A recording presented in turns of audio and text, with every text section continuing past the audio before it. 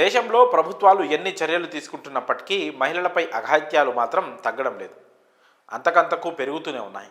తాజాగా ఒడిశాలోని నవరంగ్పూర్ జిల్లాలో ఓ అమానవీయ ఘటన జరిగింది. ఓ వివాహితను అపహరించడమే కాకుండా ఆమెపై దారుణానికి ఒడిగట్టారు.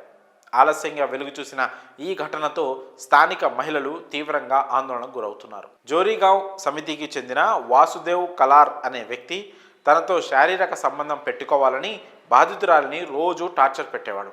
అందుకు ఆమె నిరాకరించడంతో ఆ వ్యక్తి ఆమెపై కోపం పెంచుకున్నాడు.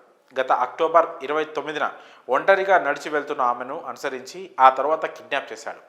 మొదట కారులో రాయపూర్కు, అక్కడి నుంచి రైల్లో మహారాష్ట్రలోని నాగ్పూర్కు 170 కిలోమీటర్ల దూరంలోని గంగాపూర్కు తీసుకువెళ్లి దారుణానికి పాల్పడ్డాడు. బాధితురాలిని ఓ ఇంట్లో తాళం వేసి 14 రోజుల పాటు వాసుదేవ్ కలార్ బంధించాడు. ఆ తర్వాత కిటికీల్లోంచి బయట మాటలు విన్న బాధితురాలు షాక్ అయింది. తనను ఆ వ్యక్తి అమ్మేసినట్లు గుర్తించింది. అక్కడే ఉంటే తన ప్రాణాలకు ప్రమాదమని తెలుసుకొని పారిపోయేందుకు సిద్ధమైంది.